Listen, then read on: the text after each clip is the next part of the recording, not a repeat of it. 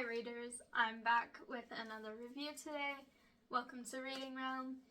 Today I'm going to be reviewing the third and final book in the Defy the Stars series by Claudia Gray, Defy the Fates. This book, this series, I love it. I've talked about it before in the other two reviews, but this series ended so well. I was a little bit concerned when I got to about this much left and it seemed like it was coming to an end, because I knew that meant something was going to happen and would mess up everything that was starting to kind of come together.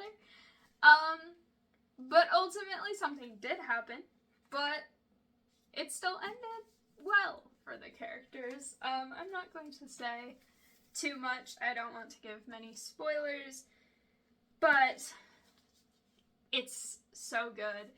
And this particular book, I think, was very good for, again, that question of the value of a mechanical life form versus a human life. In this book, something happens that completely changes a character's understanding of what that is and what that means for her and her own life. And in doing so, it also brings up some feelings that come across to Abel, the mechanical life form, as this character seeing him as lesser than human. But that really wasn't the intention of this other character, and it's very interesting how they kind of navigate that and how they kind of navigate the adjustment of what has happened, which I'm not going to specify right now just because it is a huge plot spoiler and I don't want to give it away. It is related to the major cliffhanger that the second book ended on, but this story, it's so well written in terms of the whole emotional arc of the change that has occurred for this character, as well as the arc of the other characters around, either finding out about this change or supporting them through this change or trying to help them come to terms with this change. And in doing so, it's just so interesting, again, from this sort of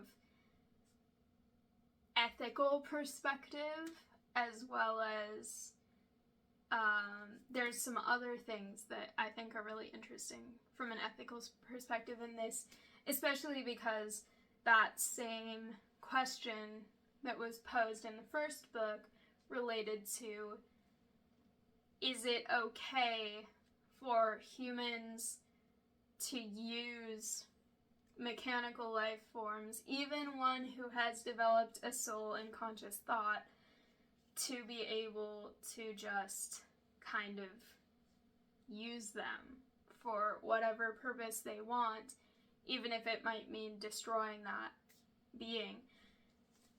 And that becomes a really big part of this book, actually. As well as also kind of bringing up what some of the potential dangers with doing that, or trying to do that, could be. And there were examples in the second book as well about how part of the plan that they had went very wrong when they did it. The scientists did a thing trying to resurrect someone through this kind of artificial body, and it didn't go the way they thought. It went very wrong. And in this series, or in this book, that is done again, trying to resurrect someone into an artificial body, and without saying exactly what happens, it doesn't go as planned. And it goes better than how one character expected it to be, and on the other side of that, the people that were doing it to that character, it did not go well for them, because it didn't really work out in a way where it could be done unchallenged. I guess that is the best way to put it. I am trying very hard not to give a lot of spoilers with this, because again, it's a major plot point. If you've read the first and second book, you probably have an idea of what I'm referring to when I say that. But it doesn't go the way they wanted it to go, and it leads to a pretty funny case of, I don't know if possession is the right word, but using a different body for a while in a way that I personally laughed at for quite a while, because it is very funny to imagine. But ultimately, this book, I think, was very interesting because it did deal with that ethical dilemma, but then it also dealt with some others about kind of, again, what defines humanity, but in a different way than it's been looked at in the rest of the series, because before it was a human looking at a mech character and trying to kind of weigh his value against other humans. And in this book, it's, that dynamic has shifted slightly, and it's less about trying to distinguish someone as you have mechanical body parts and you're not purely organic tissue that makes you a mech and that makes you whatever these characters decide mechs are compared to humans, and it kind of has more to do with, is humanity more of like a state of consciousness or a state of mind rather than what your physical body is, which I think is very interesting because that is kind of changing how it's been looked at in the rest of the series, and it's done in a way that, in my opinion at least, makes it very complex, because it is a complex thing to think about, and this character is grappling with that, and the way that they're doing it, I feel like it just makes sense to me. It doesn't seem like she's kind of overly exaggerating the reaction, but it also doesn't seem like she's really numb to it or just okay with it. Which I think, especially knowing her character, I think that it was really well written, because I feel like from an author's perspective, because I do write as well, I could understand how trying to write that character arc and that emotional arc and that kind of arc of coming to terms with this could be really difficult. Especially just because, you know, this book was wrapping up a lot of things, because it is the last in the series, and it added this whole new thing towards the beginning. But it was so well paced, it was so well written, the kind of shock, but then going into kind of denial and not knowing how to deal with it at all, into kind of starting to accept it but kind of still being upset about it, into more of actual acceptance, and then into kind of owning it ultimately. And I think that the way that it was written in kind of not a linear way. There were moments where this character would kind of go back and sort of, I guess, relapse into this, I don't want to be this way, I wish it hadn't happened, I think was very interesting.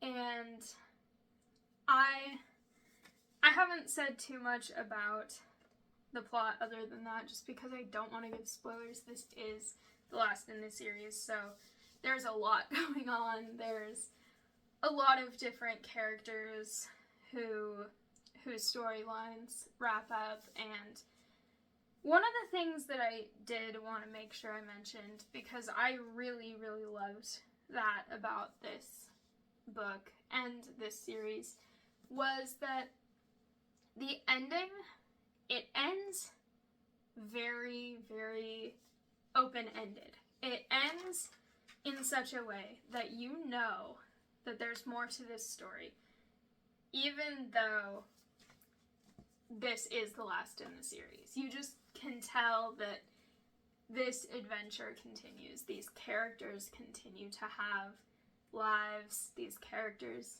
continue to travel through space and explore. And sometimes when a book ends like that, to me it feels abrupt and unfinished. This book doesn't. This book ends in such a way that this arc of all the events and all of the storylines that were started in Defy the Stars, continued through Defy the Worlds, and wraps up in Defy the Fates, they're done. And they are moving on to a new story and a new adventure. And you know as the reader that you're not going to see that, but it ends in such an uplifting, optimistic way of this idea of a new future in a new place, and potentially a new chance for humanity as a whole, because one of the ongoing themes throughout this whole series has been that humanity is struggling to find a place to live because they have destroyed Earth pretty badly, climate stuff.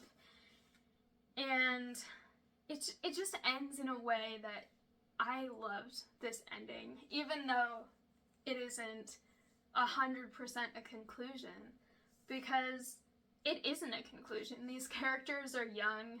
These characters have so much left to do and that they want to do and that they can do. And in this case, they might be the only people who can do it because of their physical capabilities. And so you just know that this story continues and that there is more to these characters' lives. And I really, really enjoyed that, especially because there have been many moments in the series where you think one of the characters' lives might end, or be erased, or destroyed, or however you'd want to refer to it if it's not a human life.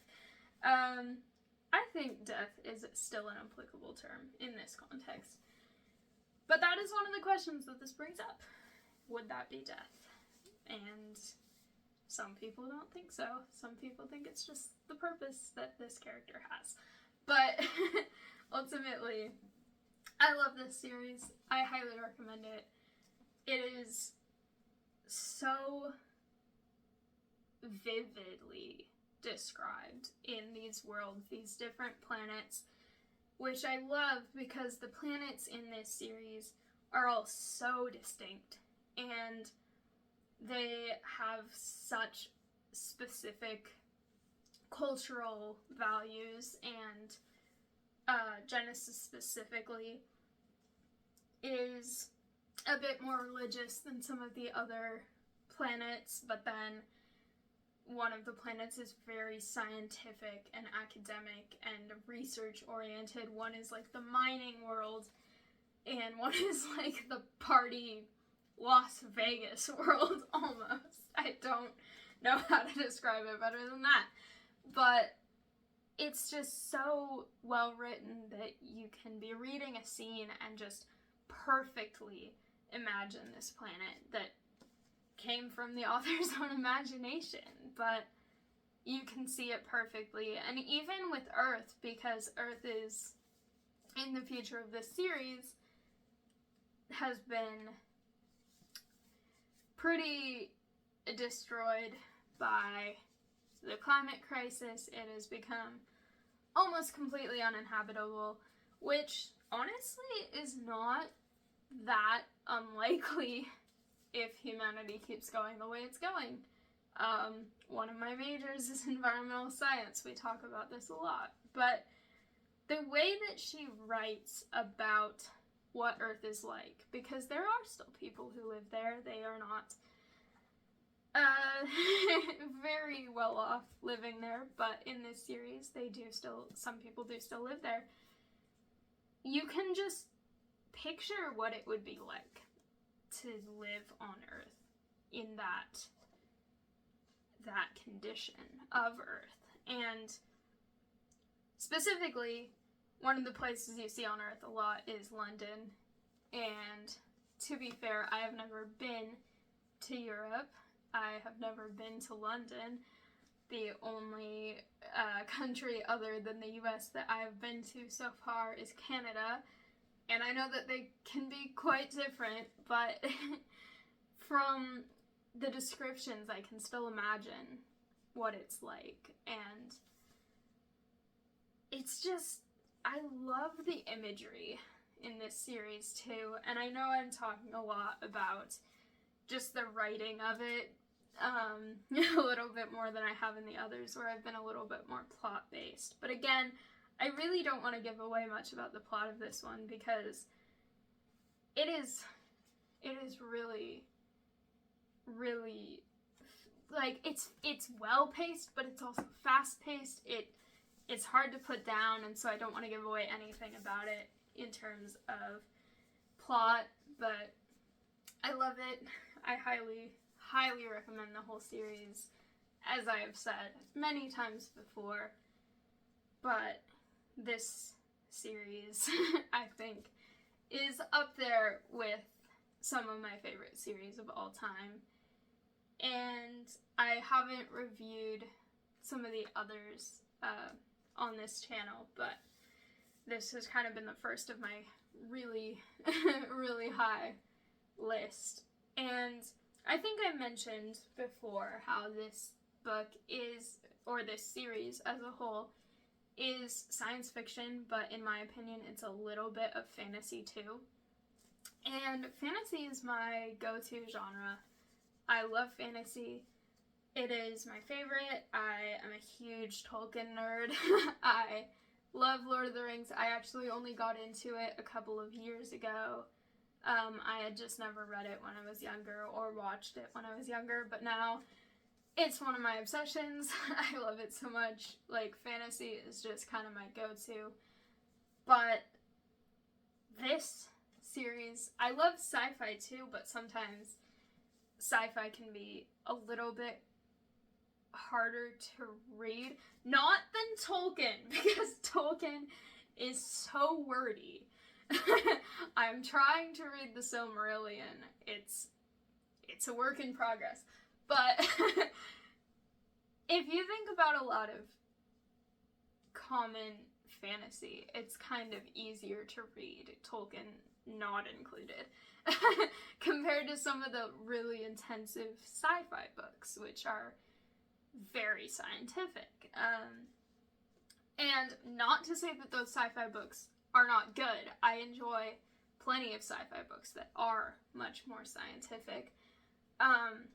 But this series is really good because I feel like you don't have to have a strong understanding of science or astronomy or space to get a lot out of it. I personally do have an understanding of astronomy and space. I'm wearing one of my astronomy shirts right now, actually. It glows in the dark, fun fact. It's got the brightest stars. That is a little tangent. But, I know, like, I personally haven't read it yet, but The Martian, I know, is a huge sci-fi book that a lot of people really like, and I would like to read it eventually. But I know that one is, like, as accurate to real science as it's possible to be and still have the plot, which I think is cool. I like that idea, but I know it does rely on the reader having at least a basic understanding of Mars and different planets and how that works. This one does not. This one just relies on having a good imagination and wanting a book that will take you on an adventure. And this definitely did. And the whole series did. This series is so good. I have so many other books I need to read, but I know I'm definitely going to come reread this again at some point. And it's one of those series, at least for me, where I got so invested into the characters. I know with some book series I've read, I've liked the plot, I've liked the world building, I've liked a few characters, but maybe I haven't liked all of the characters. Maybe I'm reading it just for the plot. This, I was reading it for everything. And I love that because I was really invested in these characters and their struggles in a way that with some other series I wasn't quite as invested.